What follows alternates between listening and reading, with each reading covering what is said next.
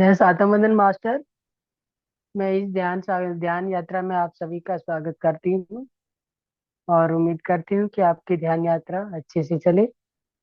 और इस ध्यान यात्रा को बढ़ाने के लिए हमारे बीच आ रही है प्रीति दक्ष मैम, जो कि बचपन से ध्यान कर रही हैं और वो ध्यानी परिवार से ही संबंध रखती हैं और दिल्ली में रहती हैं और बाय प्रोफेशन वो एक टीचर हैं।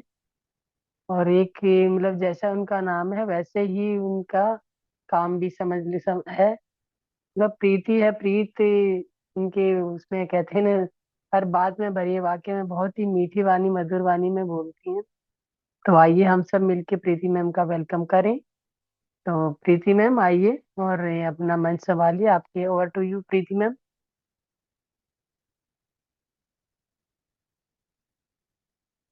Thank you Sumitra ji. Thank you so much इतना सुंदर परिचय देने के लिए। थैंक यू सो मच और मुझे ये मौका देने के लिए।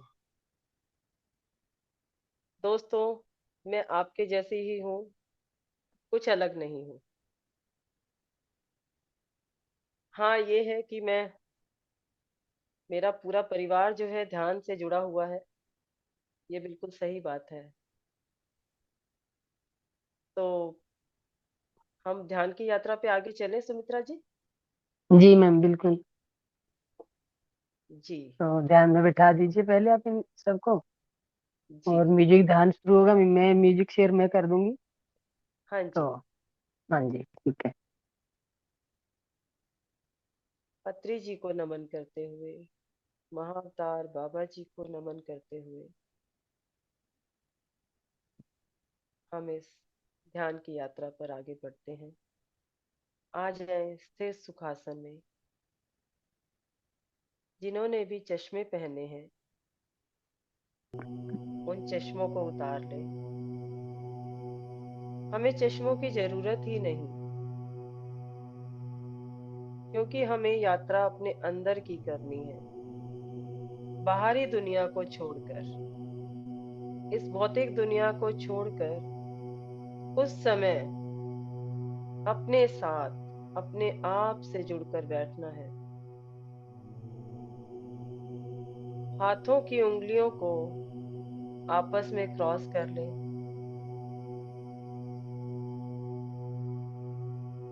पैरों को टखनों से क्रॉस कर लें। आंखें कोमलता से बंद।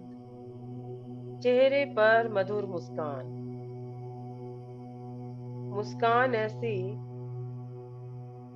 कि होठों के कोने गालों तक फैल जाएं। हमारा अंग अंग मुस्कुराए।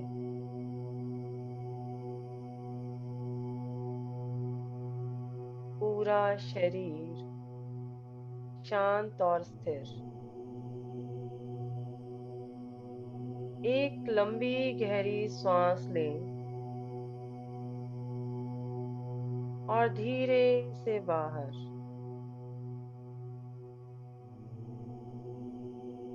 एक और लंबी गहरी सांस लें और धीरे से बाहर।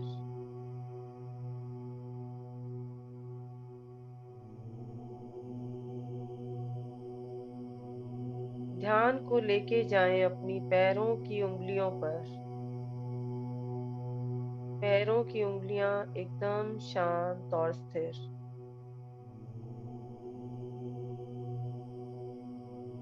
ध्यान को लेके जाएं अपनी काफ मसल्स पर, टखनों पर, घुटनों पर, और ये शांत और स्थिर।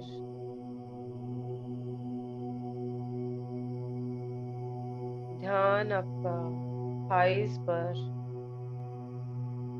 नाभि से नीचे के सभी अंग शांत और स्थिर।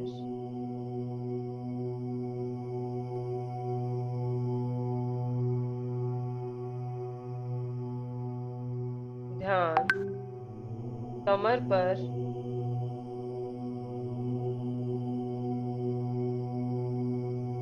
पेट पर,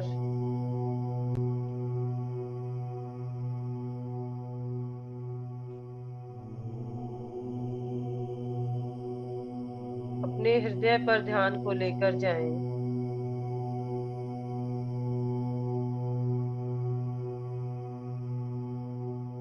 दोनों हाथों पर लेकर जाएं।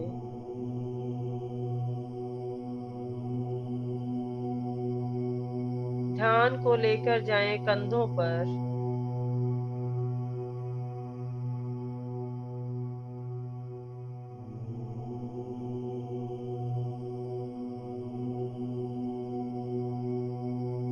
पूरी तरह से शांत और स्थिर। ध्यान को लेके जाएं गर्दन पर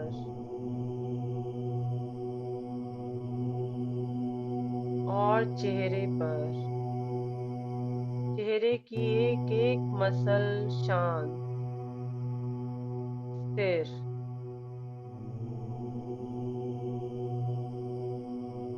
पूरा शरीर पूरी तरह से शांत और स्थिर।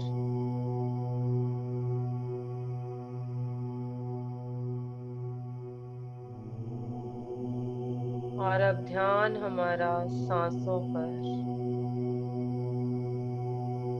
आती हुई सांस और जाती हुई सांस।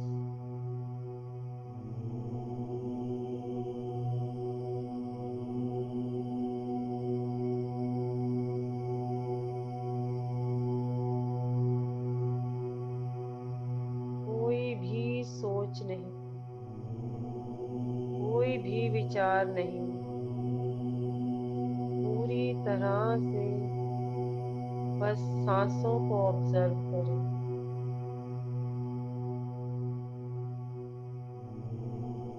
सांस भीतर जा रही है, पेट बाहर आ रहा है। सांस बाहर जा रही है, पेट भीतर जा रहा है। ऑब्जर्व करें अपनी सांसों को।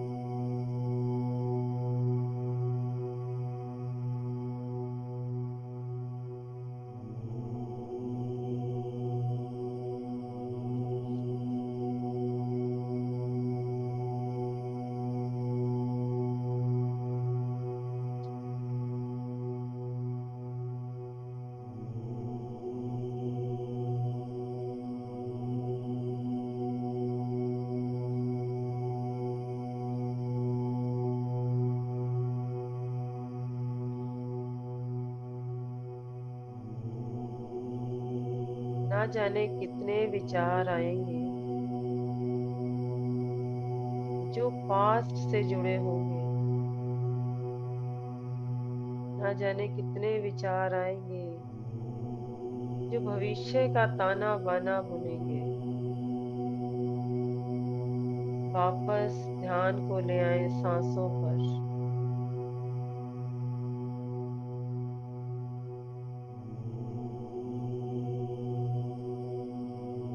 बस ऑब्जर्व करें अपनी सांसों को।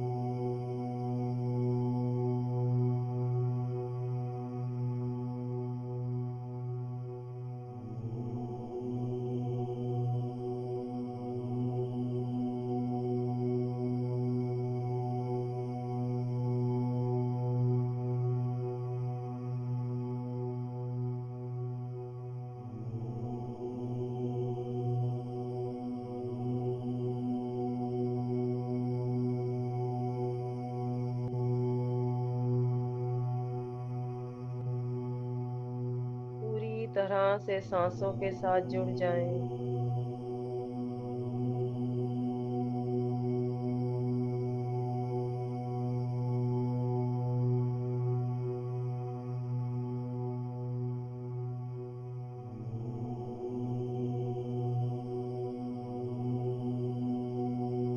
जब हमने जन्म लिया तो पहला काम सांस लेने का ही किया। और जब इस भौतिक शरीर को छोड़ेंगे तो आखिरी काम भी सांस छोड़ने का ही होगा।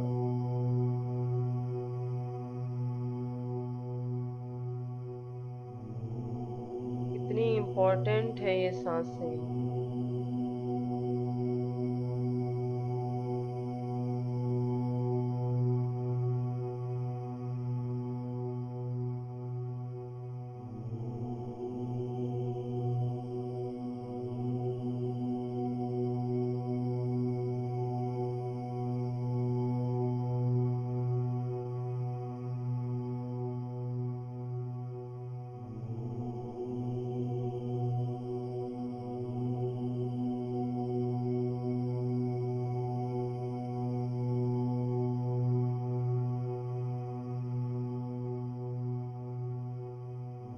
बस सांसों को ऑब्जर्व करें, आती हुई सांस और जाती हुई सांस। सांस अंदर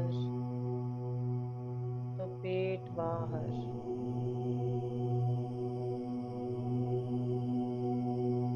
सांस बाहर तो पेट अंदर।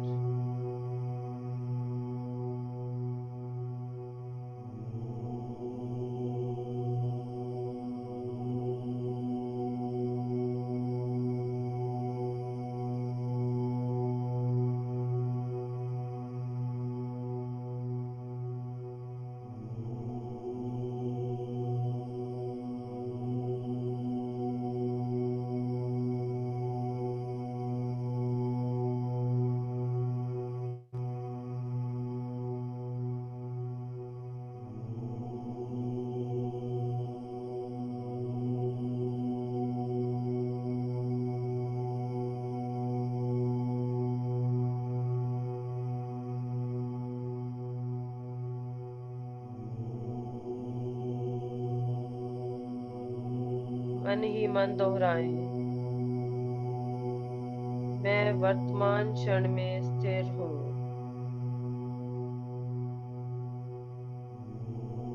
न भूत में न भविष्य में, बस इसी वर्तमान क्षण में हूँ।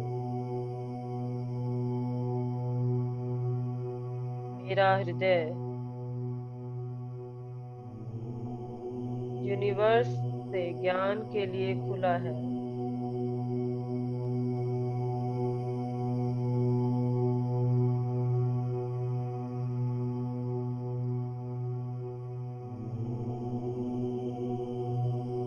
ब्रह्म से आती हुई ऊर्जा को महसूस करें।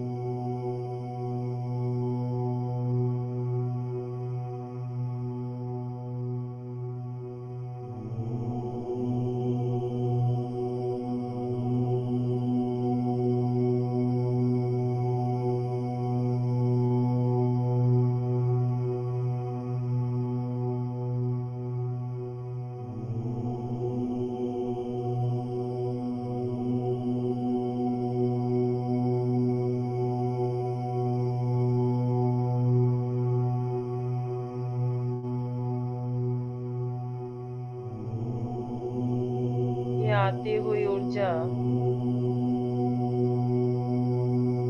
धीरे धीरे आपके शरीर में प्रवेश कर रही है।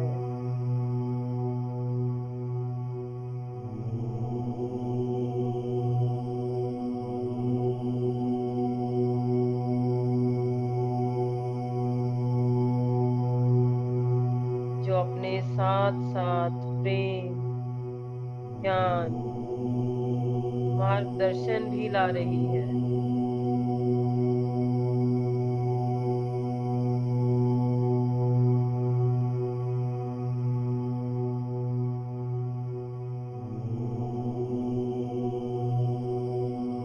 इस ऊर्जा को महसूस करें।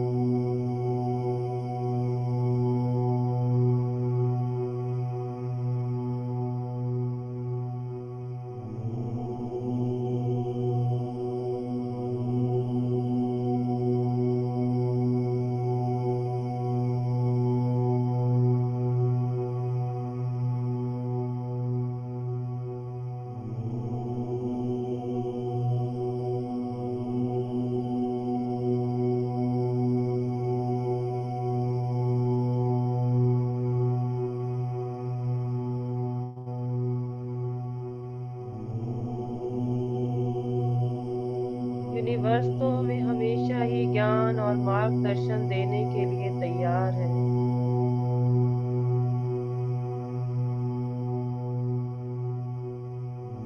बस तैयार नहीं है तो हम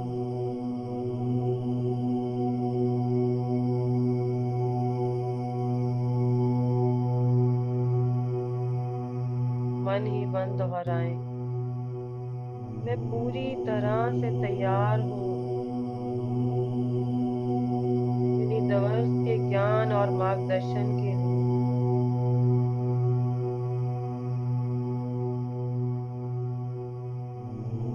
मुझे पूरा पूरा भरोसा है, अपने ऊपर भी और यूनिवर्स पे भी।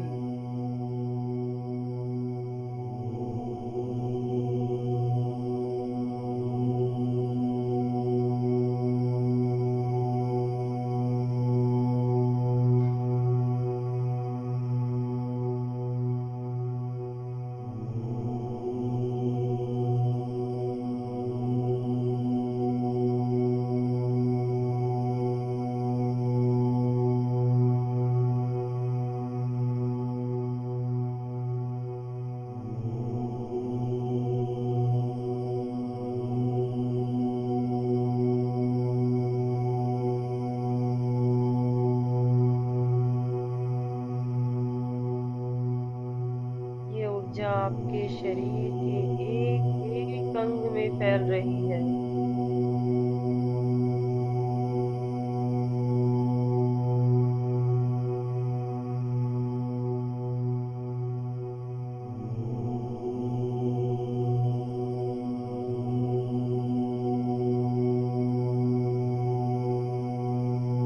एक एक कण में फैल रही है,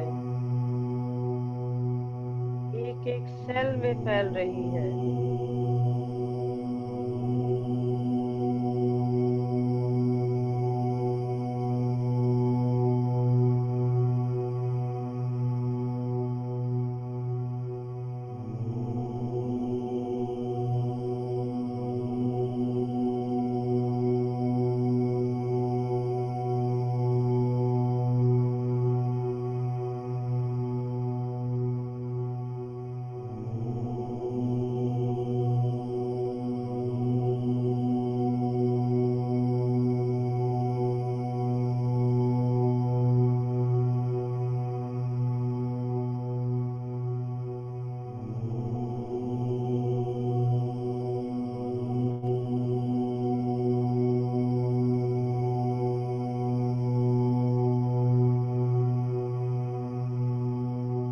अपने एक एक सेल में, एक एक कण में इस ऊर्जा को महसूस करें।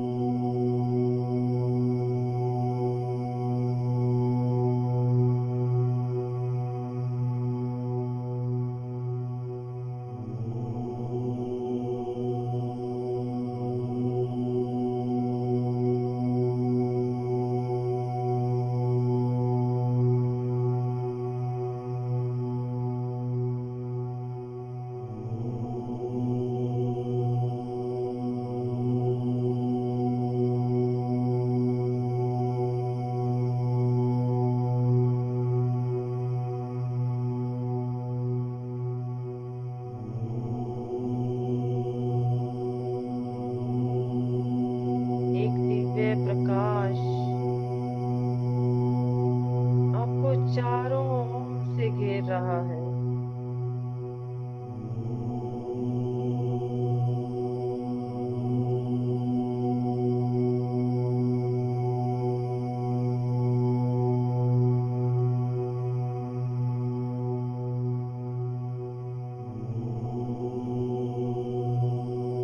अपने चारों ओर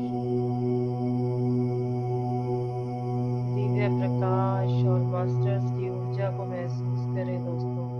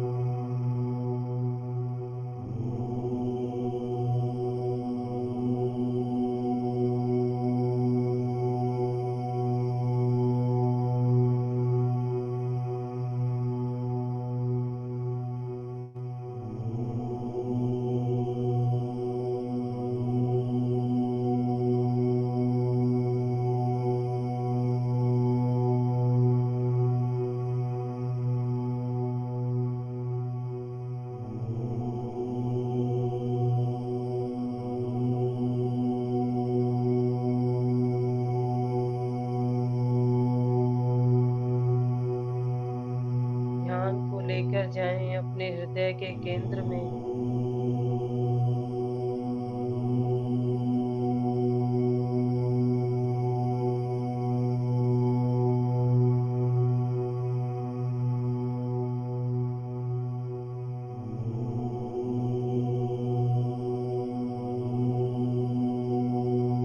और एक दिव्य ज्योति को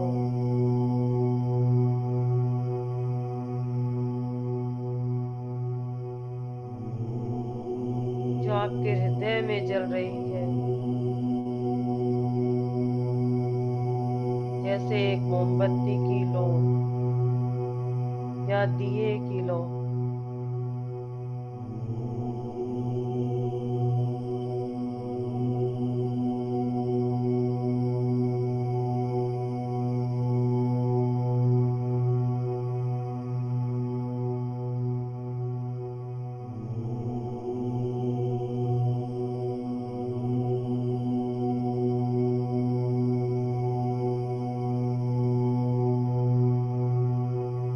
हृदय में जलती हुई लौ को महसूस करें।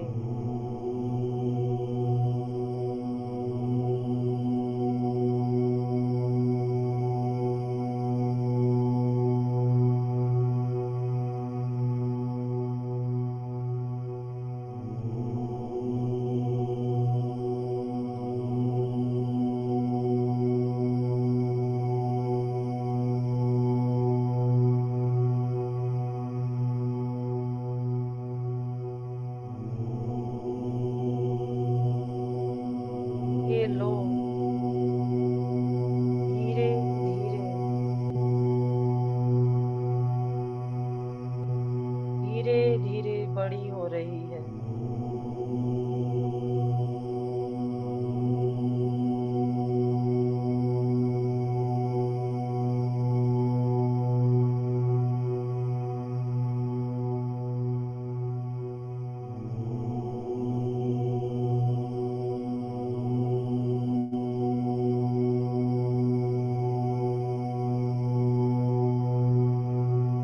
जिस तरह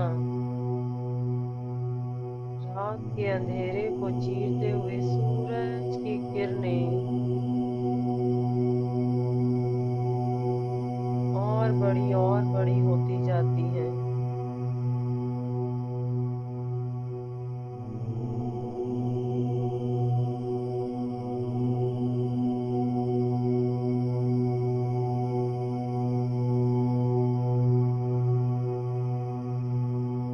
धीरे धीरे इसका आकार बड़ा होता जा रहा है।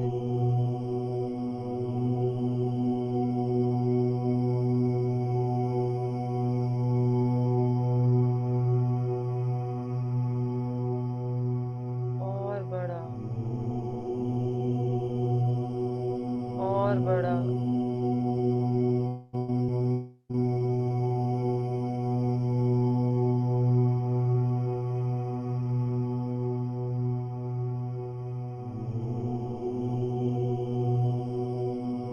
इतना बड़ा कि आपका पूरा शरीर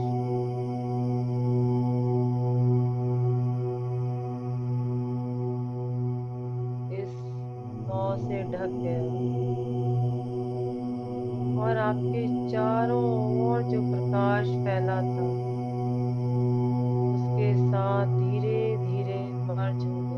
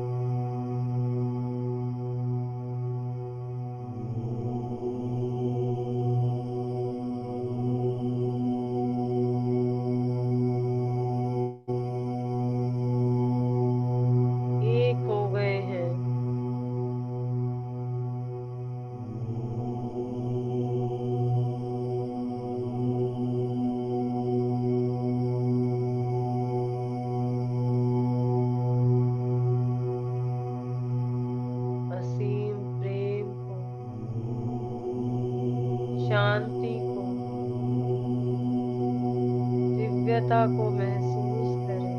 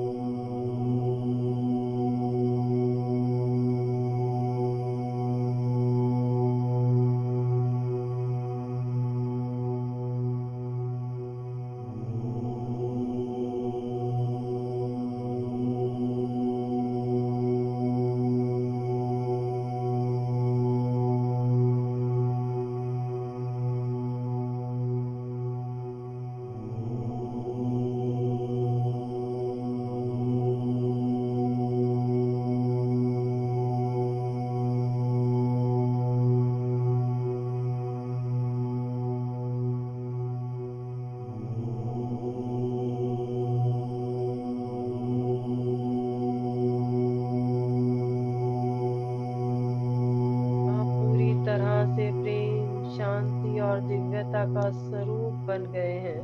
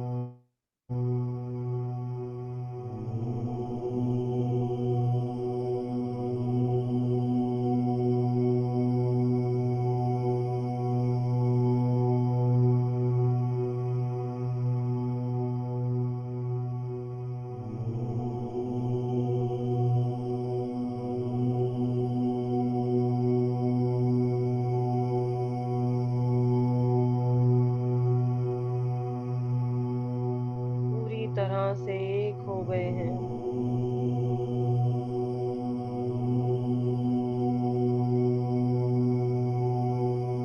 5 मिनट दोस्तों, इस दिव्यता में, इस प्रकाश में, इस एकत्व में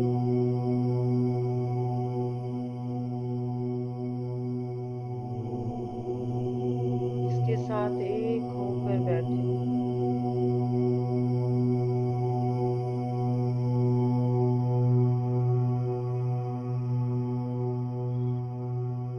बस केवल आप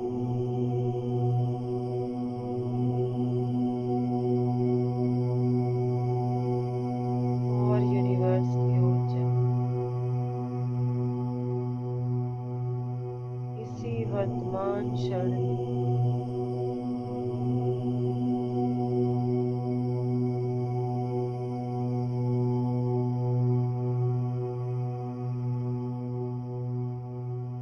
पूरी तरह से समर्पित करते हुए अपने आप को पूर्ण समर्पण के साथ केवल और केवल इसी वर्तमान क्षण में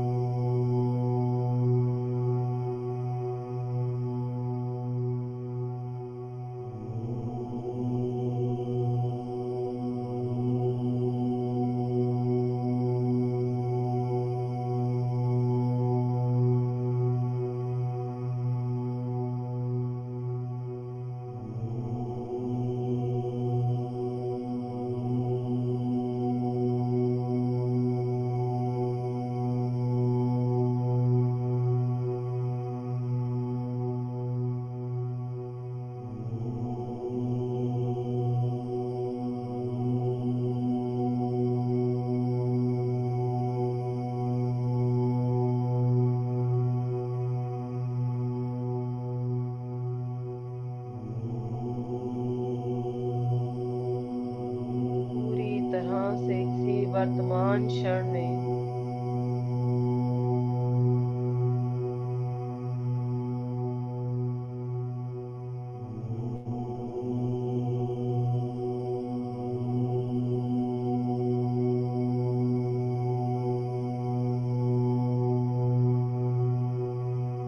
इस वक्त आप शरीर नहीं, एक प्रकाश का गोला है।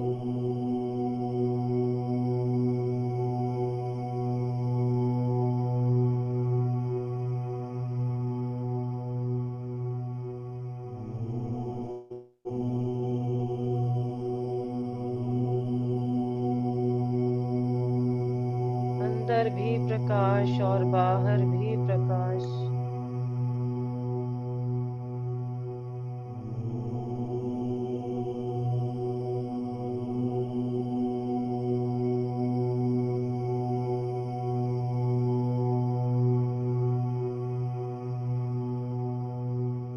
केवल प्रकाश।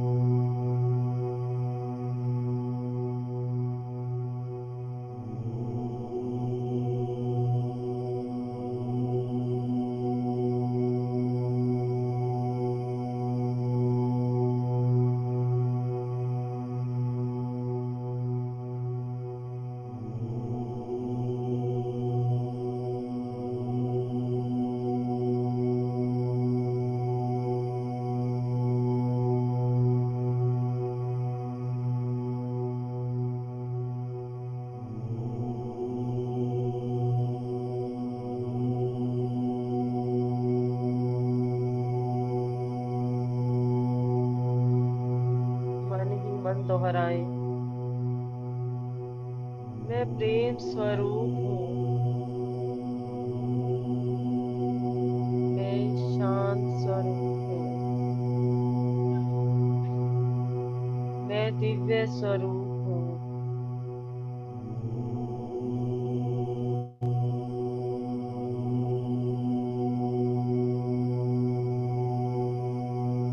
सब कुछ मुझ में है और मैं सब में हूँ।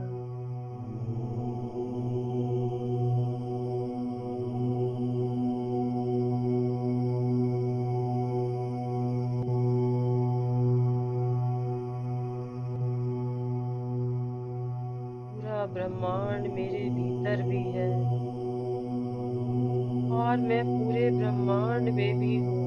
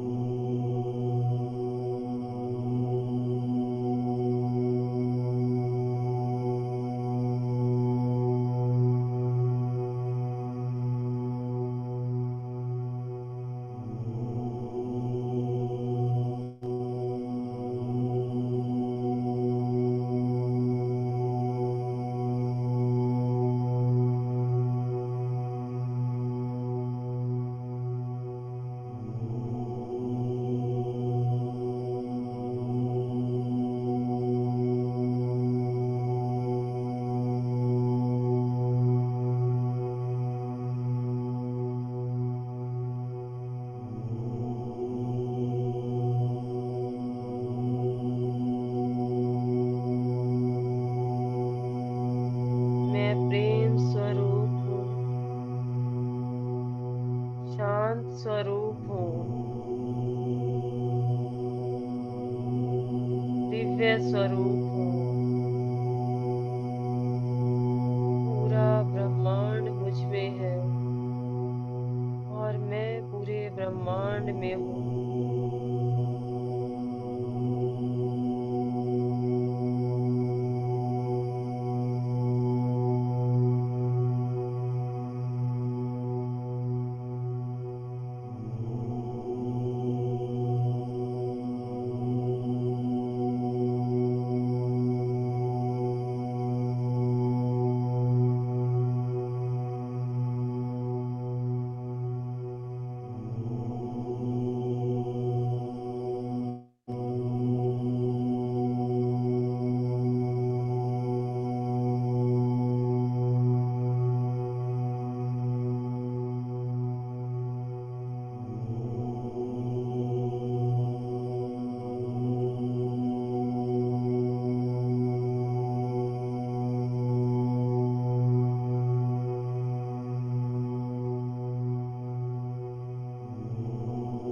इस प्रेम को, इस शांति को, इस प्रकाश को पूरे ब्रह्मांड में फैलाना है।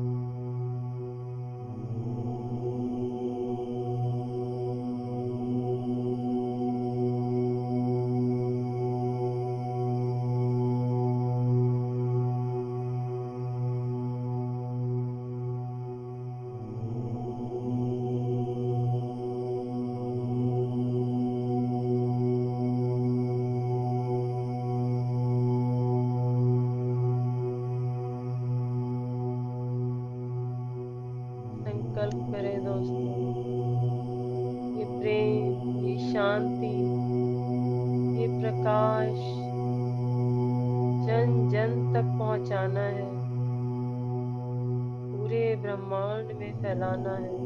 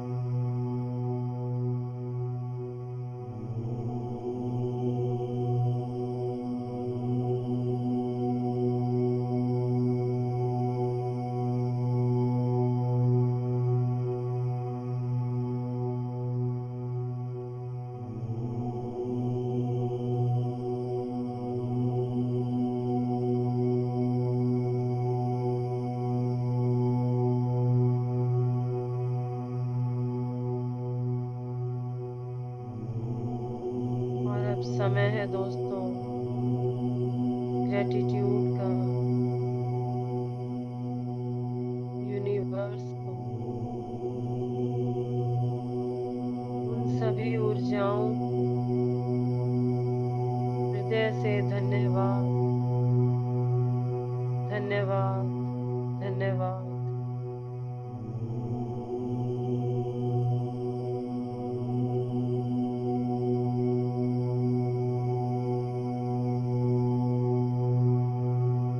पत्री जी को, महाअवतार बाबा जी को धन्यवाद, धन्यवाद, धन्यवाद।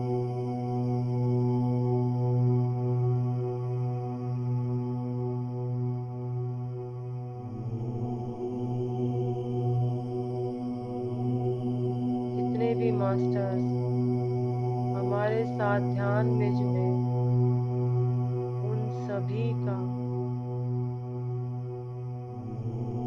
धन्यवाद, धन्यवाद, धन्यवाद।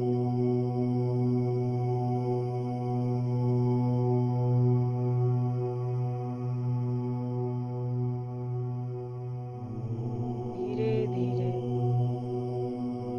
अपने भौतिक शरीर में वापस लौटेंगे दोस्तों। इस प्रेम, इस प्रकाश, इस ऊर्जा को वापस दिए के लो के रूप में अपने हृदय में समेटते हुए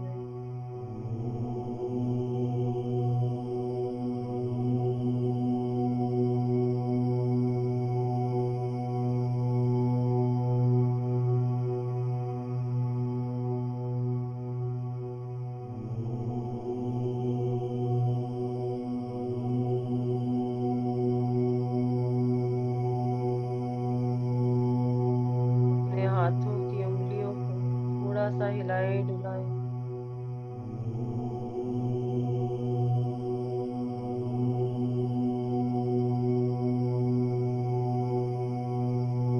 दोनों हथेलियों को आपस में रब करें। चेहरे पर लगाएं।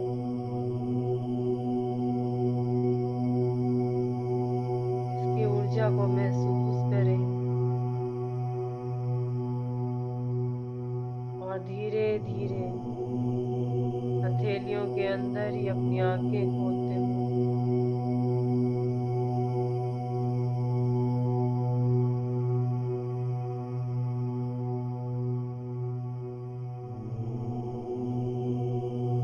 मुस्कुराते हुए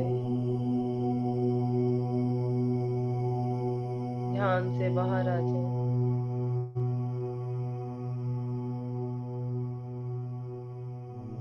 हथेलियों को हटाते हुए वापस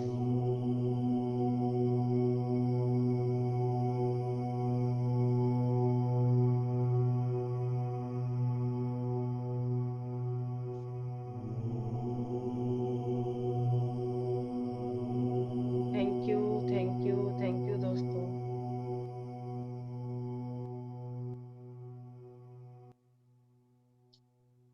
थैंक यू प्रीति जी, बहुत ही गहरा ध्यान और बहुत ही आनंददायक था। मुझे तो बड़े मतलब थर्ड आई पे बड़ा लाइटिंग लाइटनिंग हो रही थी और बहुत ही मतलब आनंददायक ध्यान। Thank you so much. Thank you. सभी की मास्टर ऊर्जा आप है ये। ये जी। मास्टर जो ध्यान से बाहर आ चुके हैं, प्रीति जी से कोई भी अपना शेयर करना चाहिए अनुभव तो शेयर कर सकते हैं, और कोई किसी का कोई क्वेश्चन है तो वो भी पूछ सकते हैं। Thank you master. आइए और अपने अनुभव शेयर कीजिए। बोतल पानी वाली।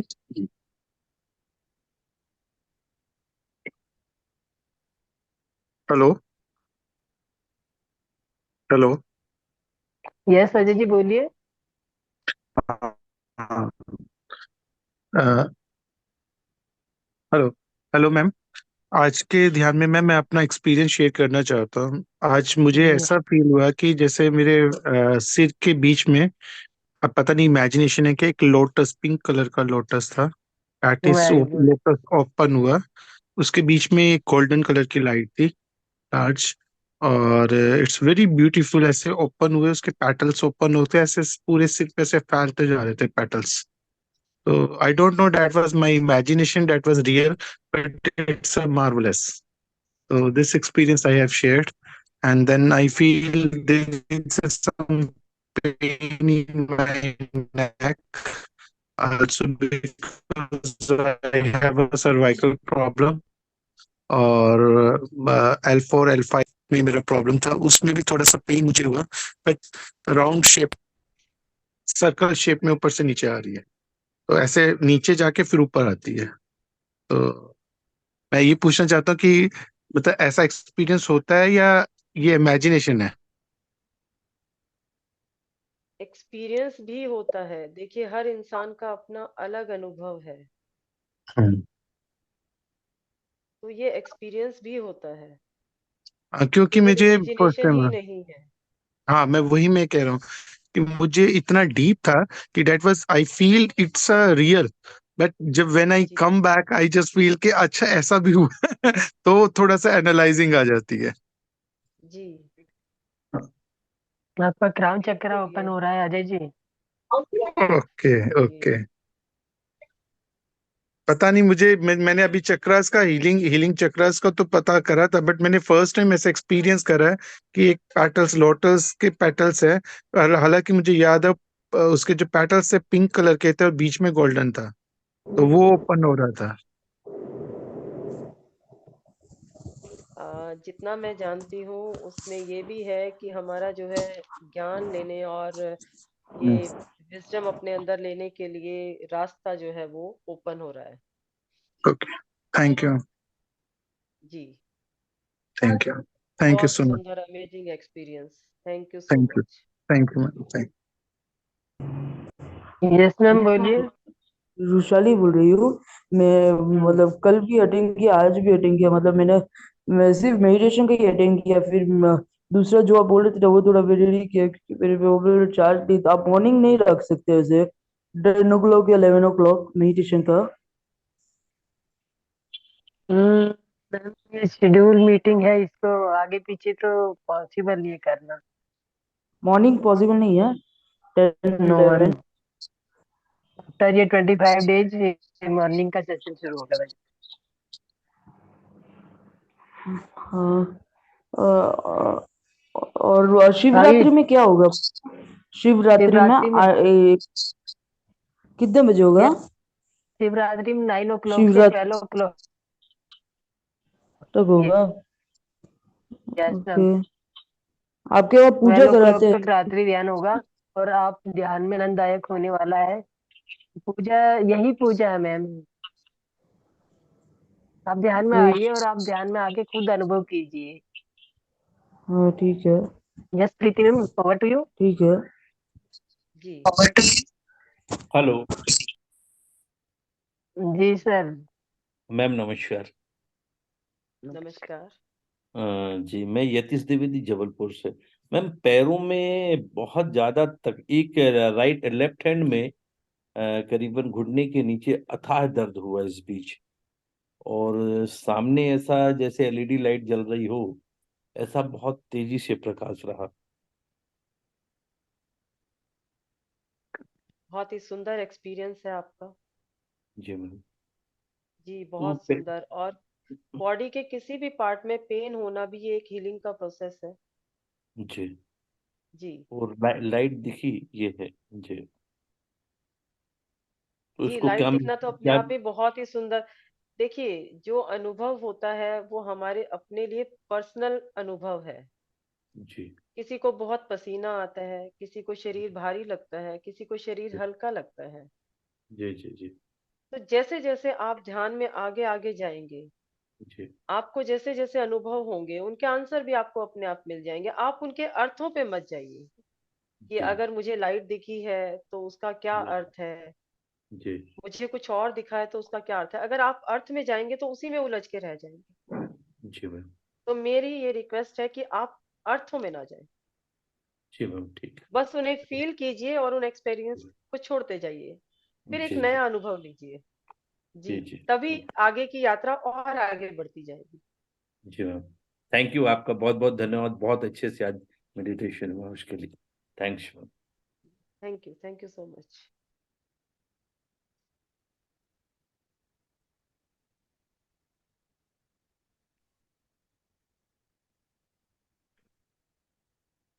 यस मास्टर, कोई और,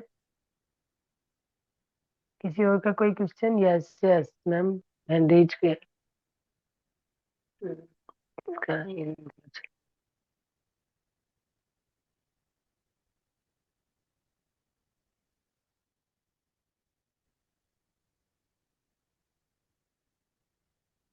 अनम्यूट अनम्यूट कर लीजिए आपको। नहीं कर पा रहे हैं। दीप्ति अग्रवाल जी। हेलो। यस। हाँ जी, नमस्कार मैम। जी जी, I got it. somebody else is speaking.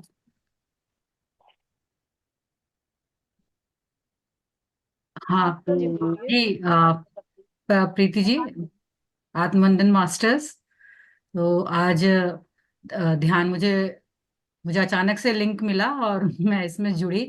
तो ज्यादा देर का तो ध्यान नहीं किया, 10 मिनट किया होगा, पर बहुत अमेजिंग, बहुत गहन ध्यान था प्रीति जी। एंड यहाँ पे सेंसेशंस बहुत सुंदर, बहुत सूदिंग, कामिंग, एंड एक अलग सा एहसास था जो कि I you know I relate it with the, जो हम अगरबत्ती जलाते हैं तो अगरबत्ती का धुआं निकलता है। मुझे ऐसा लगा आज मेरा इससे ऊपर उठ रही थी यहाँ से केवल। so it was so beautiful and I think only for 5-10 minutes I meditated, but because of your energy Preeti ji, आपकी एनर्जी की वजह से ही ऐसा हुआ है। तो thank you so much, love you Preeti ji. Thank you. ये ग्रुप की, पूरे ग्रुप की एनर्जी है, हम सब ध्यानियों की एनर्जी है।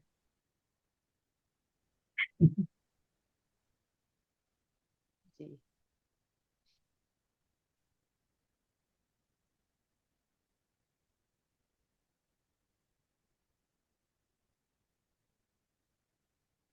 जी सुमित्रा जी, कोई और भी हैं तो कृपया यस हम देखें। मास्टर मैम, अभी अभी कोई बोल रहे थे तो देख नहीं पाई थी मैं, तो आप देखिए। यस मास्टर, कोई और भी जिसको अनुभव शेयर कर रहे हैं, आइए आप please.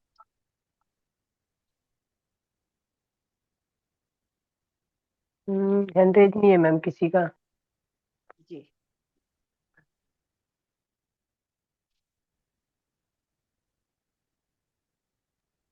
Hello. Hello. Yes. Meenakshi Patil बोल रही हूँ मैम। Good evening ma'am. आपका एक्सपीरियंस गुड बहुत इवनिंग। अच्छा था। मेरा एक सवाल था। मेरे कानों में एकदम गर्म सा धुआं जैसा निकलता है, मतलब निकल रहा था, आज तो ज्यादा हुआ था। लेकिन मैं हर कोई भी टेम्पल में जाती हूँ तो मुझे ऐसा लगता है कि कानों में से गर्म हवा आती है, गर्म लग रहा है, भाप जैसे लगता है, स्टीम जैसा। तो क्या मतलब क्यों होता है? आज मेडिटेशन किया, अभी आपके साथ किया तो भी मुझे वही फीलिंग आ रही है। मेरे कान एकदम गर्म है और कान में से ऐसे गर्म निकल रहा है कुछ। ये मेरा सवाल है, तो कान। ऐसा क्या? जी प्रीति जी, आपकी आवाज थोड़ा क्लियर नहीं है, थोड़ा बोलिए, दोबारा से रिपीट कीजिए प्लीज। मेरे कान गर्म हो रहे हैं मैम, तो ये आज मेडिटेशन करते वक्त मेरे कान ज्यादा गर्म हो रहे हैं। पता नहीं क्यों ऐसा होने लगा है। गर्म धुआं जैसा निकल रहा है कानों से। और कभी भी मैं टेम्पल में कोई भी जाती हूँ तो वहां पे भी मुझे यही फीलिंग होता है। तो आज जैसा मेडिटेशन करते वक्त भी वही फीलिंग है। तो आज मतलब क्यों ऐसा होता है, मुझे मेरा इंटरेस्ट नहीं है। आपकी आवाज क्लियर नहीं है। मैं जितना समझ पाई हूँ उतना ये है कि आपके कान बहुत ज्यादा गर्म हो जाते हैं। हाँ, यस यस, जी यही मेरा जी जी। प्रश्न है। उससे आगे मैं नहीं सुन पाई क्योंकि आपकी आवाज क्लियर नहीं थी। देखिए, मैंने अभी बताया कि हर इंसान को अपना एक अलग अनुभव होता है। किसी को पसीना बहुत ज्यादा आता है, किसी को शरीर भारी लगता है, हल्का लगता है, कोई उड़ने लगता है। तो ये सबके अपने एक अलग एक्सपीरियंस है। और सबके लिए अर्थ भी अलग है ना। तो आप उन अनुभवों पे ना जाएं, उसे महसूस करें और आगे बढ़ते जाएं। धीरे धीरे जो पसीना आ रहा है या शरीर भारी या हल्का हो रहा है, वो धीरे धीरे अपने आप ही आ, खत्म हो जाएगा और आप आगे बढ़ते चले जाएंगे, वो और चीज हट मैम, जाएगी। जी। ये और एक क्वेश्चन था कि मैं कभी टेम्पल में भी जाती हूँ तब भी मुझे यही एक्सपीरियंस आता है, तो ऐसा क्यों होता है मुझे? ये भी हो सकता है कि आप कानों से एनर्जी फील कर रहे हो, हाँ पता नहीं, मुझे नहीं समझ आ रहा। है ना, क्योंकि एनर्जी वहां से आप ज्यादा फील कर रहे हो, तभी आपको जो है कान आपके गर्म हो जाते हैं। हाँ मैम, हाँ। कोई ब्रह्मरंध्र से यहाँ से एनर्जी फील करता है तो यहाँ उसे अलग सेंसेशन होता है।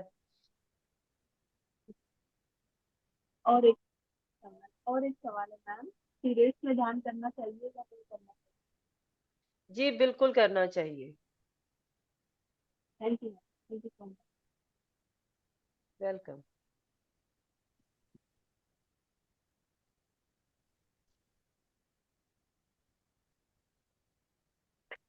यस मैम, आगे बढ़ाइए अपनी यात्रा को। जी शुरू कीजिए। Thank you so much. आज का बहुत ही सुंदर टॉपिक, यस। सत्यम वद धर्मम चर। सच बोलो और धर्म सम्मत कर्म करो।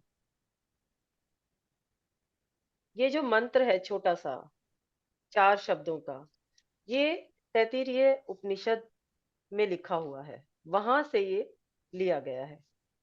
इस उपनिषद के 3 भाग हैं, जिन्हें वल्ली कहा गया है, शिक्षा वल्ली, ब्रह्मानंद वल्ली और भृगु वल्ली।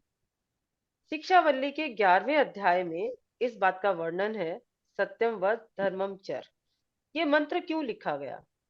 ये मंत्र जब वेद पढ़ाने के बाद गुरु अपने शिष्यों को आश्रम में आचरण सिखाते थे, उन्हें अनुशासन सिखाते थे, तब उसी के दौरान इस मंत्र को लिखा गया और उसी के दौरान इस मंत्र को सिखाया जाता था।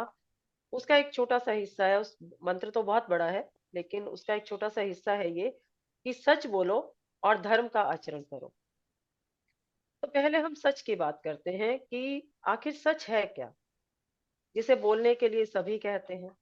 बचपन से ही हम सुनते आ रहे हैं, सच्चाई की हमेशा जीत होती है, सच आखिर सच होता है, सच का साथ दो, सच ही बोलना चाहिए। इस तरह के सेंटेंसेस हम लगातार बचपन से सुनते आ रहे हैं। उम्र में हमसे जितने भी बड़े लोग हैं, हमेशा ही हमें इन बातों की सीख देते आए हैं कि सच बोलो। सच है क्या? ये 3 शब्दों का क्वेश्चन, सच है क्या, लेकिन बहुत ही सरल लग रहा है ना, लेकिन इसका आंसर उतना ही जटिल है। लेकिन हम इसे सरलता से ही समझेंगे, बहुत ही सरल भाषा में अगर हम इसे देखें तो फैक्ट और सबूत के आधार पर जो चीज सही होती है, जो बातें सही होती हैं, उन्हें सच कहा जाता है। इसके अलावा सच जो होता है वो दुनिया दुनिया भर में सिद्ध होता है, मतलब एक समान ही ढंग से बोला जाता है, एक जैसा ही बोला जाता है। झूठ की तरह सच के कई सारे रूप नहीं होते, और सच सब जगह मौजूद होता है, सर्वत्र विद्यमान है। सच के बारे में एक और खास बात यह है कि ये हमेशा वास्तविकता को दर्शाता है, रियलिटी को दर्शाता है, जबकि झूठ का रियलिटी से कोई संबंध नहीं होता। सच हमारी आस्था, हमारे विचारों, हमारे भरोसे और हमारे शब्दों को रियलिटी से जोड़ता है। इसलिए सच का मोल दुनिया में हमेशा झूठ से कहीं गुना ज्यादा, बहुत ऊपर, बहुत ऊपर, बहुत ऊपर है। बहुत से लोग बहुत से लोगों को ये लगता है कि सच को दुनिया में छिपाया जा सकता है, हम सच को छुपा सकते हैं, परंतु सच को ना तो कभी छिपाया जा सका है, ना हम छिपा सकते हैं, और ना ही छिपा छिपाया जा पाएगा। सच के बारे में एक खास बात और भी है, इसे कभी भी झूठ या अन्याय हरा नहीं सकते। आपने अक्सर फिल्मों में भी देखा होगा कि, हकीकत तो मैं नहीं जानती, लेकिन फिल्मों में हमेशा गीता पे हाथ रखवा के कसम खिलाई जाती है कि मैं सच ही बोलूंगा, सच के अलावा कुछ नहीं बोलूंगा। तो भले ही सच बहुत देर से दुनिया के सामने आता है, परंतु आता जरूर है। सच के सामने कोई चीज ऐसी नहीं है जो टिक सके, उसे टक्कर दे सके। सच हमेशा कड़वा और कठोर भी होता है। सच से मिलने वाली जीत, जब हम जहां हार जीत की बात करें, तो झूठ बोलने वाला बेशक ही जीत जाए, लेकिन जो सच से मिलने वाली जीत होती है ना दोस्तों, वो हमेशा परमानेंट होती है। और इस जीत से जो इंसान को खुशी मिलती है, वो भी परमानेंट होती है। उस खुशी के खोने का डर ही नहीं होता। जबकि झूठ से मिलने वाली जीत अस्थाई होती है। हमेशा इंसान के मन में डर बना रहता है कि कहीं सच उजागर हो गया तो, कहीं सच सांप के सामने खुल गया तो, क्योंकि उसका मन तो असलियत जानता ही है ना। इसलिए सच कहूं तो वो जीत की असली खुशी को महसूस ही नहीं कर पाता, दिखावटी हंसी ही हंस पाता है और हमेशा डर के साए में जीता है। महाभारत की द्यूत कीड़ा चौसर का खेल इसका बहुत बड़ा एग्जाम्पल है, जिसमें शकुनी ने छल कपट से वो जीत तो लिया, लेकिन वह अपना कपट जानता था, इसलिए हमेशा ही पांडवों से डरा रहता था। कबीरदास जी ने कहा है, सांच बराबर तप नहीं, झूठ बराबर पाप, जाके हृदय सांच है, ताके हृदय आप। अर्थात सच्चाई के बराबर तो कोई तपस्या ही नहीं है, झूठ या मिथ्या आचरण के बराबर कोई पाप या कोई कर्म नहीं है। जिसके हृदय में सच्चाई है, उसी के हृदय में भगवान निवास करते हैं। कबीर जी एक और दोहा है कबीर जी का, साचे श्राप न लगे, साचे काल न खाए, साचे ही साचा जो चले, ताको कहा न साए। इसका अर्थ है, जो सच बोलता है, सच का आचरण करता है, उसे शाप नहीं लगता। कहने का अर्थ है, उसका अहित चाहने वाला उसकी सच्चाई को, उसकी सत्यता को नष्ट नहीं कर सकता। सच के रास्ते पे चलने वाले को काल चक्र, समय का चक्र कोई हानि नहीं पहुंचा सकता। ज्यादातर लोगों की ये धारणा है कि आजकल सच बोलने वालों की कोई कीमत नहीं होती। हर जगह उसे परेशानी ही परेशानी मिलती है, परेशानी ही परेशानी उठानी पड़ती है, परेशानी का ही सामना करना पड़ता है। बिना झूठ बोले व्यापार और जीवन चल ही नहीं सकता, ऐसी धारणा है लोगों में। और बहुत लोग, ज्यादातर लोग यही मानते हैं।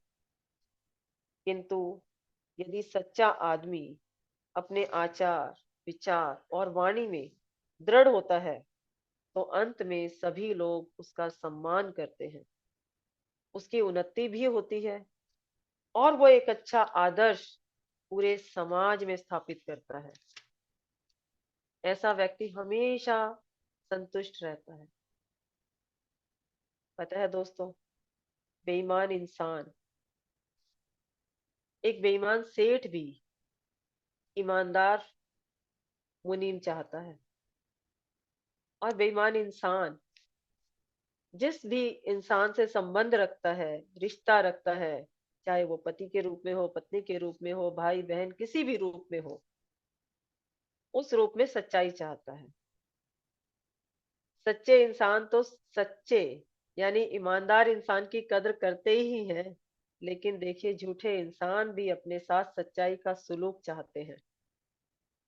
हम और आप भी सच्चा और ईमानदार नौकर चाहते हैं, और भगवान भी सच्चे इंसान के हृदय में ही वास करते हैं।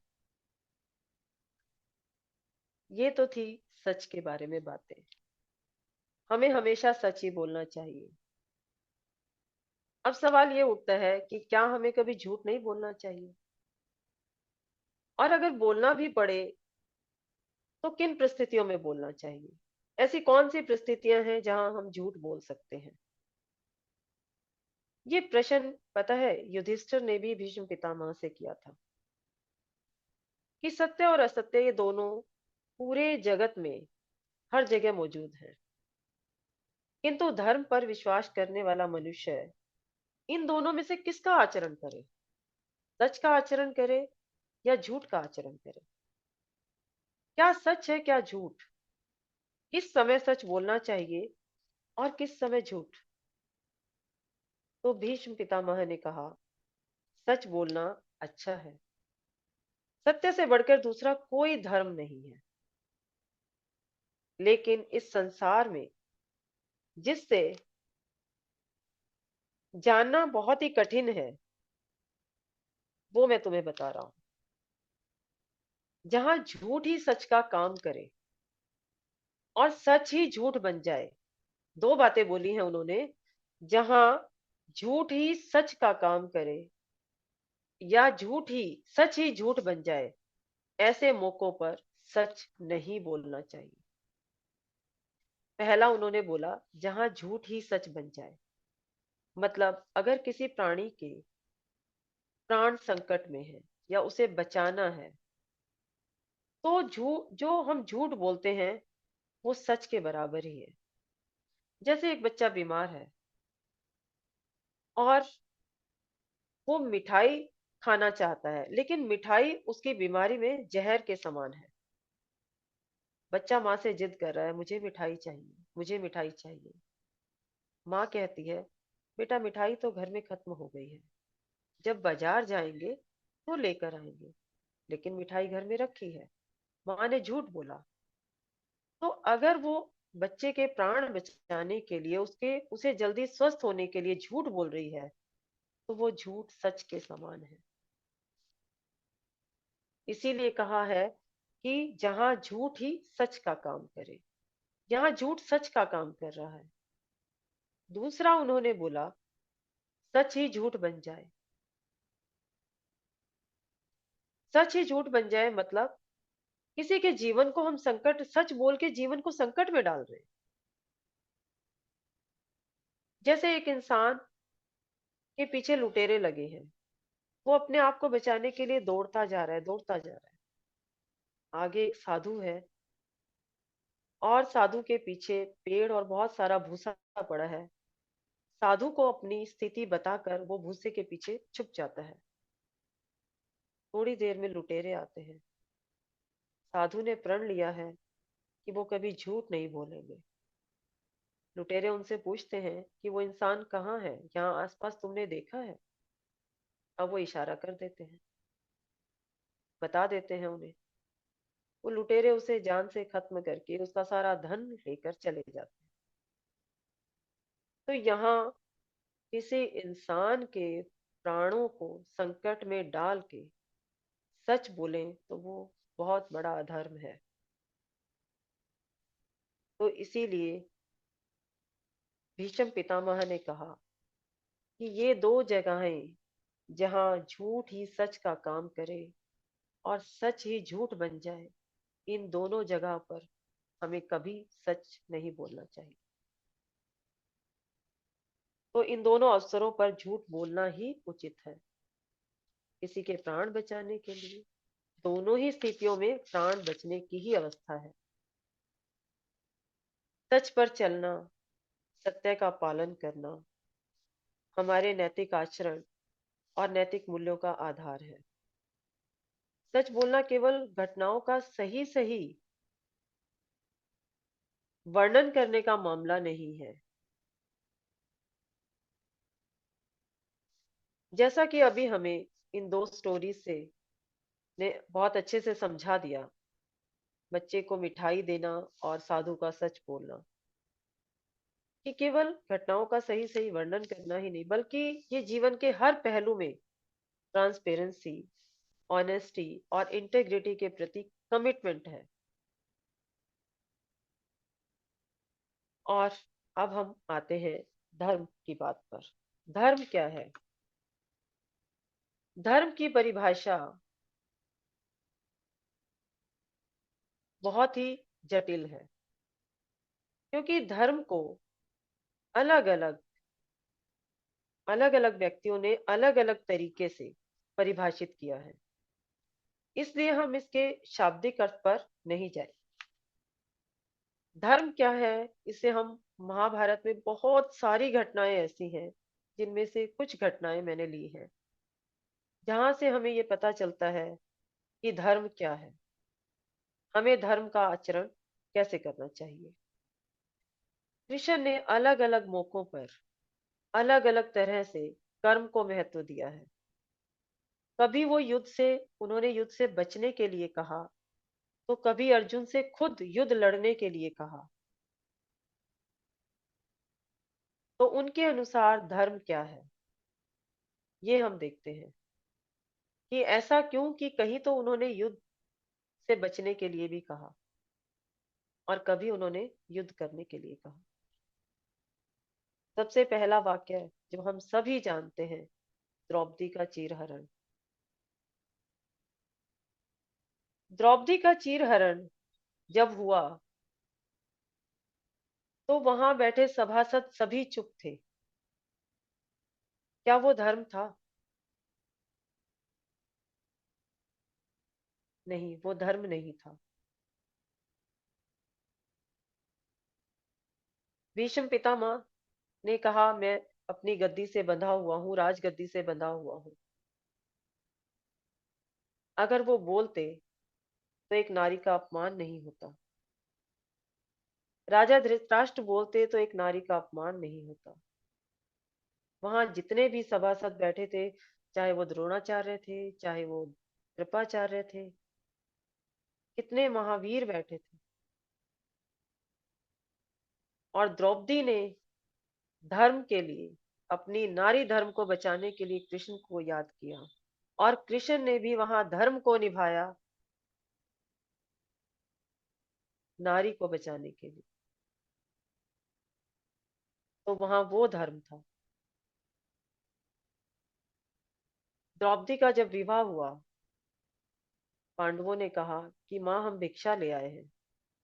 माँ ने कहा कि पांचों बराबर बांट लो। तो क्या वो धर्म था? कृष्ण ने भी फिर वही कहा कि जो माँ ने आज्ञा दी है, अब उसे पूर्ण करो। वहां कृष्ण ने वहां पे हस्तक्षेप किया और पांचों पांडवों से ही शादी करने के लिए कहा।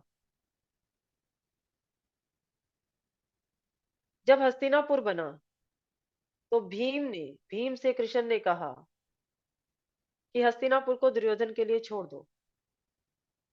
भीम को गुस्सा आया, क्या आप देशद्रोही हैं? मैं दुर्योधन को मार डालना चाहता हूँ, और आप मुझसे कह रहे हैं कि मैं हस्तिनापुर उसके लिए छोड़ दूं।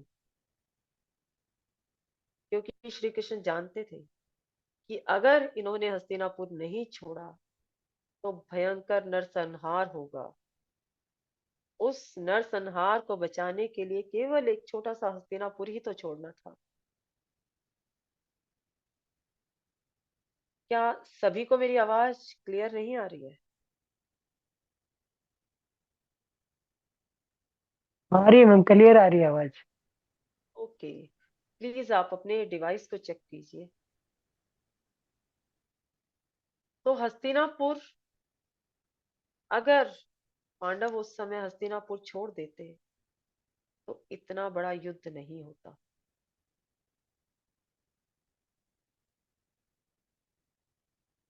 मेरी तरफ से तो फुल वॉल्यूम है।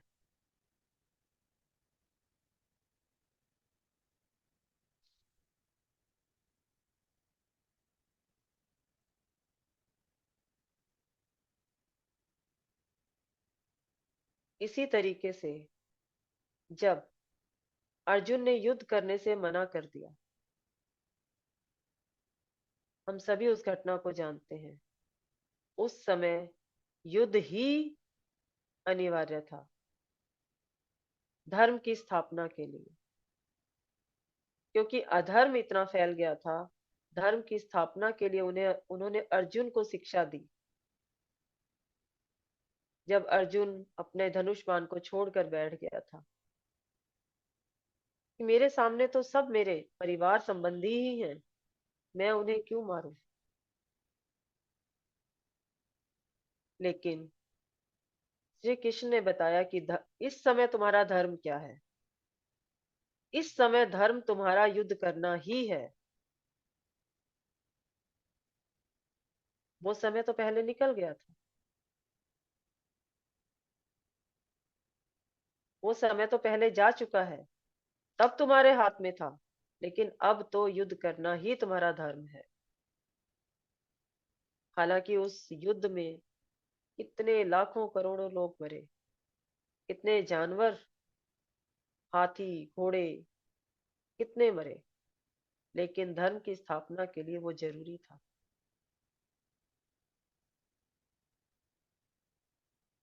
तो यहाँ श्री कृष्ण ने कदम कदम पे बताया है कि धर्म धर्म का आचरण कैसे करना है। चाहे वो द्रौपदी के चीरहरण की घटना हो, चाहे वो हस्तिनापुर छोड़ने की घटना हो, कितनी बार वो दुर्योधन के पास भी गए कि केवल पांडवों को 5 गांव ही दे दो, क्योंकि वहां वो युद्ध को टालने के पक्ष में थे। वो नहीं चाहते थे कि इतना बड़ा नरसंहार हो, लेकिन वो भी नहीं हुआ। वहां भी वो धर्म की स्थापना उस तरीके से करना चाहते थे कि अगर ये 5 गांव दे दें तो सब शांत हो जाएगा।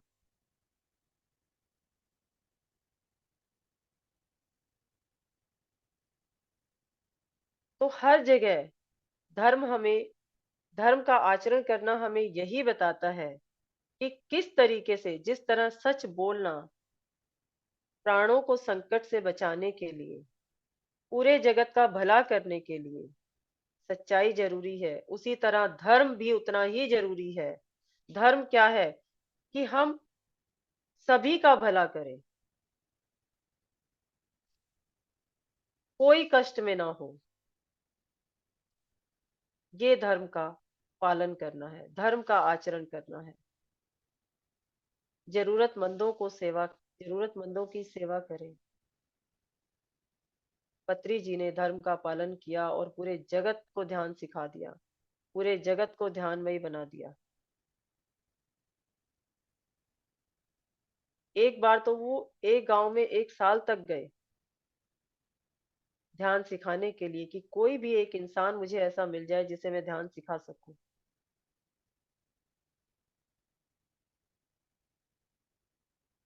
लोगों का भला करना,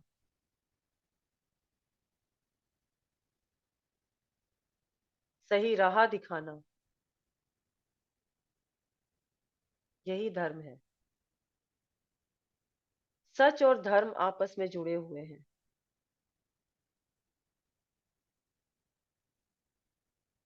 जब हम दैनिक जीवन की बात करते हैं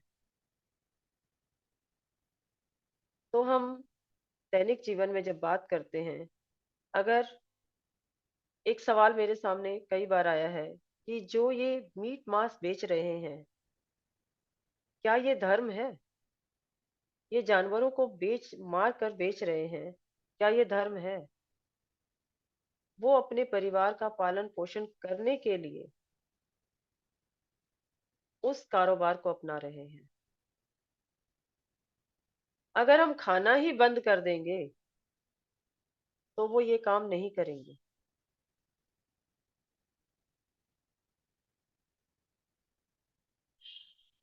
जड़ तो हम लोग हैं जो खाते हैं।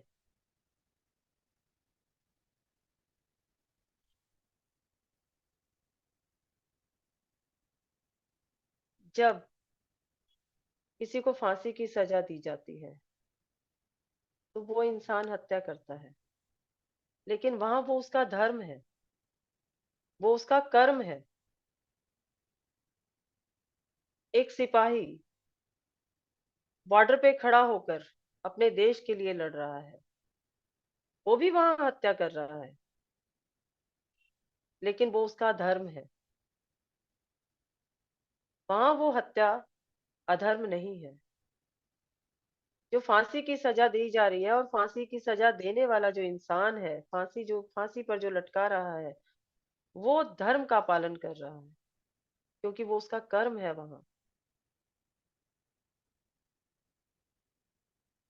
लेकिन कोई बिला वजह, जैसे अभी बताया कि लुटेरे जो है उस इंसान को मारने के लिए धन मार रहे हैं और धन लूट रहे हैं, वो अधर्म है।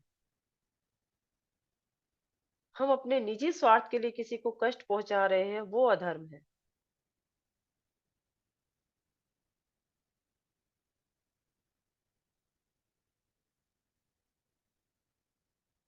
सच बोलना भी धर्म का आचरण निभाना ही है। सच और धर्म आपस में जुड़े हुए हैं।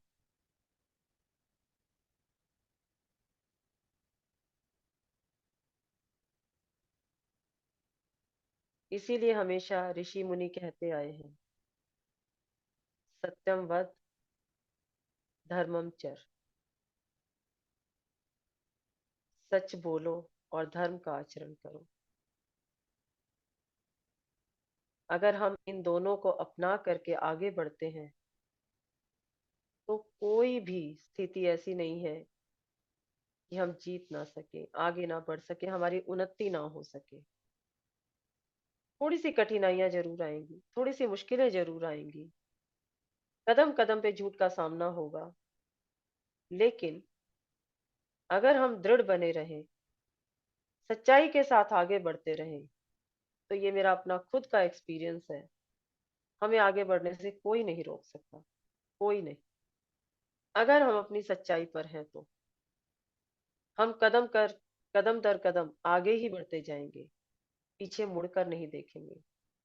कठिनाइयां जरूर आएंगी, लेकिन हम सभी कठिनाइयों को पार कर जाएंगे। मैंने खुद ये सिचुएशन झेली है। जब हम सच के साथ रहते हैं, धर्म का आचरण करते हैं, तो हम आगे ही आगे बढ़ते जाते हैं दोस्तों, आगे ही आगे बढ़ते जाते हैं। Thank you so much.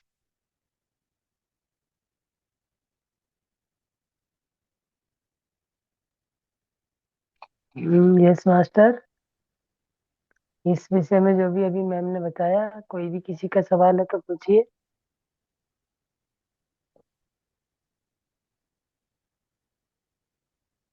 किसी के मन में कोई भी डाउट है तो आप बताइए, आइए सामने।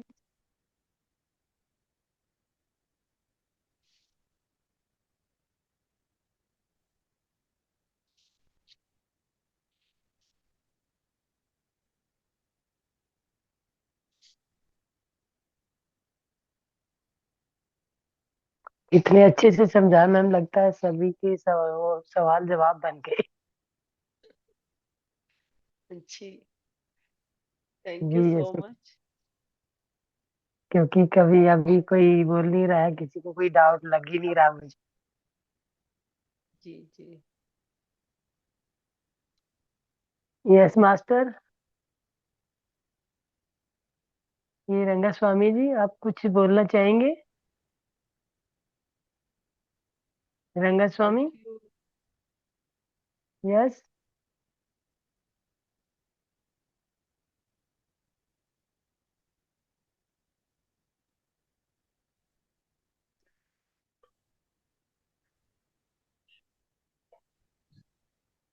धन्यवाद प्रीति जी, आपने या सच का इतना अच्छा, सच और धर्म के बारे में इतनी अच्छी तरह से एक्सप्लेन किया, इतनी अच्छी तरह से बताया है कि मन में इस समय तो कोई प्रश्न नहीं उमड़ रहा, लेकिन ये ख्याल जरूर आ रहा है कि हम सच और झूठ में से अंतर कैसे करें, कब हमारे दिमाग में आ रहा है कि अगर हम ये सच इस समय बोले तो उसका नुकसान हो सकता है, उस समय हम क्या सोचें, क्या करें? जब हमें ऐसा लगता है कि नुकसान हो सकता है, देखिए अभी जैसे मैंने स्टोरी से बताया कि अगर किसी के प्राण संकट में है, उसे बचाने के लिए कोई बहुत भारी नुकसान हो रहा है, हम किसी को बहुत बड़ा नुकसान पहुंचा रहे हैं सच बोल के, तो उस समय पे हमें सच नहीं बोलना चाहिए। और आप सच बोलना नहीं चाहते, भाई कि हमें मुझे सच ही बोलना है, मैं जो बोलूंगा वो सच ही बोलूंगा, और आपका सच बोलना किसी को नुकसान भी पहुंचा रहा है, तो सबसे अच्छी बात है पेड़ बन जाइए, मौन हो जाइए।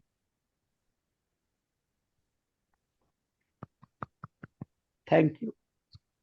ये अविनाश जी, आप खुद ज्ञानी हैं। जी। कोई कहानी अरे सुना नहीं जी। दीजिए। ये कार्यक्रम अधूरा रहेगा अगर आपकी कहानी चालू नहीं हुई तो। कोई छोटी सी सुना दीजिए। चलिए, जब तक ये स्टोरी याद करती है तब तक हम डिम्पल जी की शेयरिंग ले लेते हैं, जब या तक मैम, ये ले फ्री। जी। Thank you so much Preeti ji, बहुत बहुत सुंदर। मतलब एक एक थैंक यू सो शब्द मच। आपका इतना सुंदर, जितने सुंदर शब्द तो उतना ही सुंदर ध्यान, बहुत गहन ध्यान, एक दूसरे के कॉम्प्लीमेंट, ध्यान से बढ़कर ज्ञान, ज्ञान से बढ़कर ध्यान। तो बहुत बहुत शुक्रिया। Thank you, thank you, thank thank you. You. Thank you. Thank you so much. Thank you Preeti ji, बहुत अच्छा एक्सप्लेन किया आपने। ध्यान तो मार्वलस था, बहुत अच्छा और बहुत ही सुंदर, और बहुत अच्छा एक्सप्लेन किया आपने सच और थैंक झूठ। You. Thank you very much. Thank you so much. Thank you Ajay ji. Thank you. Thank you Preeti ji, बहुत सुंदर ध्यान था। मैं तो इतनी गहन ध्यान में चली गई थी, बड़ी देर से मैं बाहर आई हूँ, बड़ी देर बाद। इतना डीप था, पता नहीं। मैंने कहा आपके आज तो जादू था, आज का ध्यान तो जादू ही ध्यान था। और जादू ही ज्ञान है आपका। इतने सुंदर शब्दों में आपने समझाया कि कोई डाउट ही नहीं है। इतनी क्लियरली, इतनी विस्तार से, इतना अच्छी तरह एक्सप्लेन किया एक एक शब्द को आपने, धर्म को और सच और झूठ को। बहुत ही सुंदर। Thank you so much Preeti ji. Thank you. Thank you. Thank you so much. तो चलिए जी, एक छोटी सी कहानी मैं लेके आई हूँ आपके सामने। जी बिल्कुल। एक कॉलेज का छात्र था, बड़ा परेशान रहता था, अपनी जिंदगी से भी, अपने हालात से भी, अपने मन से भी। उसको ना तो मानसिक शांति थी, ना घर में कोई सुख चैन था, और कॉलेज में भी प्रोफेसर के सामने हमेशा ही चुपचाप बैठा रहता था। किसी से उसकी दोस्ती भी नहीं थी, जबकि इस उम्र के बच्चों की दोस्ती बहुत ज्यादा होती है। और वो टीचर जो है रोज इस बात को नोट करते थे कि ये ऐसा क्यों है। एक दिन उन्होंने उसको बोला कि तुम रवि क्लास खत्म होने के बाद मेरे कमरे में आना। टीचर की आज्ञा है तो माननी ही पड़ेगी। पहुंच गया तो टीचर ने पूछा क्या बात है, तुम इतने गुमसुम रहते हो, पढ़ाई में भी तुम्हारा ध्यान नहीं है, तुम्हारा कोई दोस्त यार भी नहीं है, इसकी वजह क्या है? वो कहता है जी, बचपन से ही मैं कमियों में और विपदाओं में घिरा रहा हूँ, परेशानियों में घिरा रहा हूँ।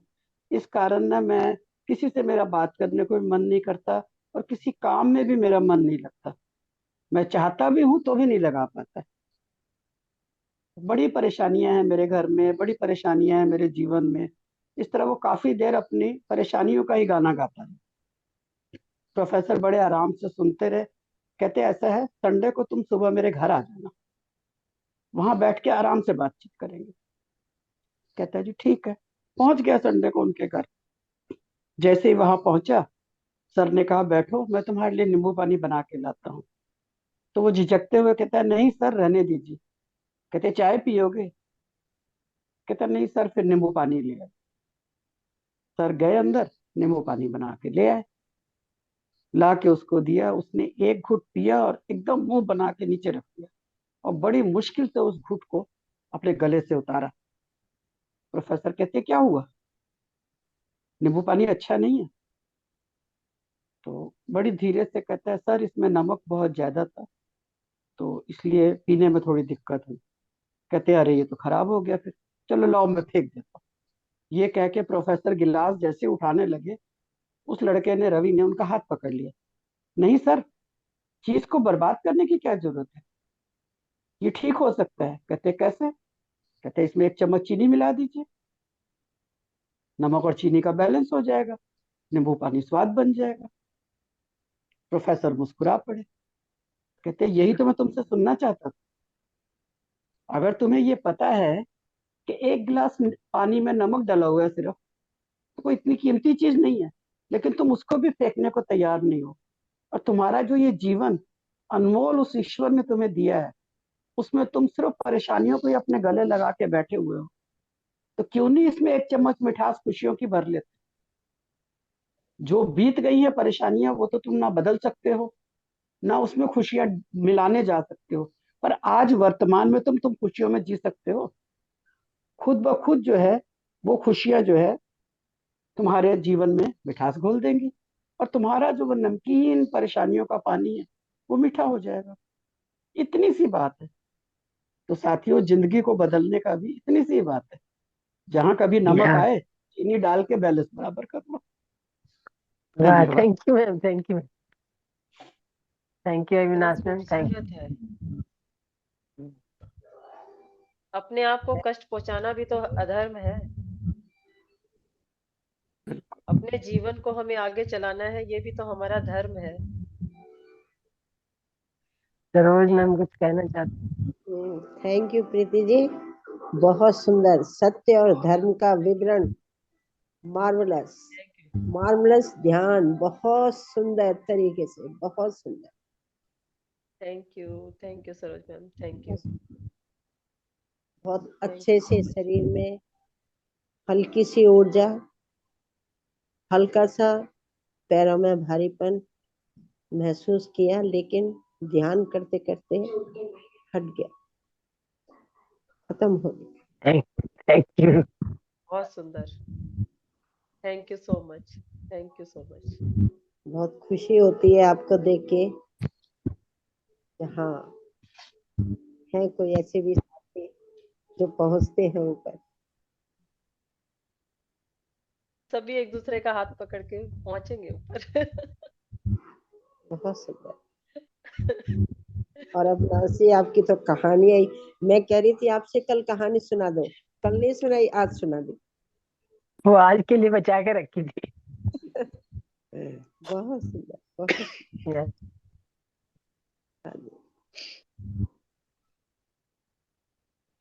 चलिए। अविनाश मैम रोज प्रेजेंस दीजिए अपनी, आपके बिना अधूरा लगता है ये कार्यक्रम।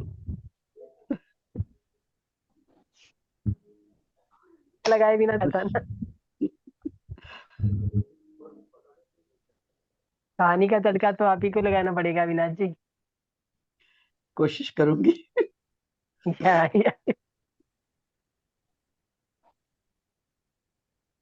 भी जुड़िए, रोजाना 21 दिन तक ये कार्यक्रम चलेगा। और शिवरात्रि को रात्रि ध्यान भी होगा, रंगनाथ जी खुद कराएंगे। तो 9 to 12 o'clock आइए और सभी मतलब साथियों की ऊर्जा ग्रहण कीजिए। जरूर जरूर, शिवरात्रि में तो जरूर जुड़ूंगी। Welcome welcome.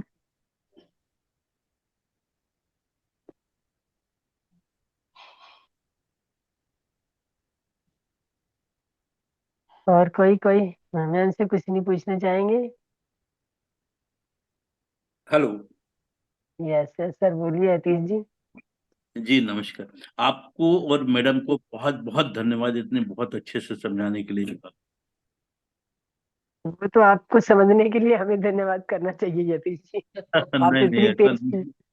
इतनी पेशेंस से बैठे हैं और ये सब कर पा रहे हैं, और आपका तो आज जो आपने अपना एक्सपीरियंस शेयर किया, जी मैम। वो एक अपने आप में एक, वो कहते हैं ना कि मिरेकल है। जी थैंक यू या मैम। आप लोग हैं कहाँ से? अभी हम दिल्ली से बोल रहे हैं।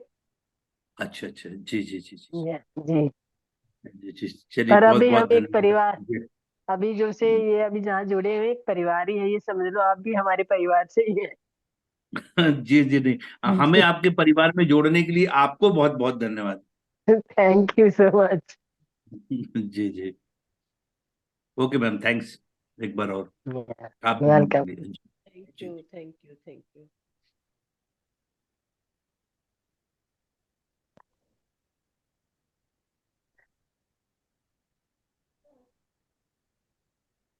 Yes ma'am. कोई और जी कुछ कहना चाहेंगे? यस।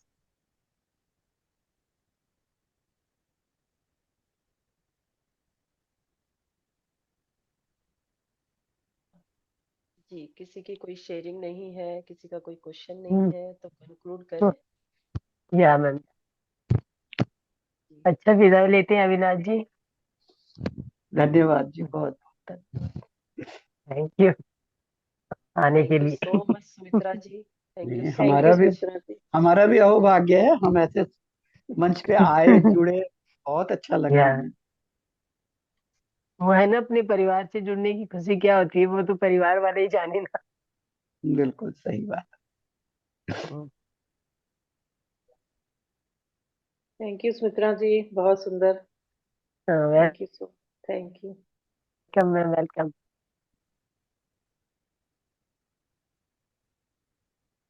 ओके प्रीति जी। जी, थैंक यू सो मच मुझे ये मौका देने के लिए, आप सबके साथ जुड़ने के लिए। Thank you, thank you, thank you so much. मुझे भी इस चलो परिवार का हिस्सा बनाने के लिए। मैम, पहले ही से ही आप परिवार का हिस्सा है, हमसे पहले आप है। जी,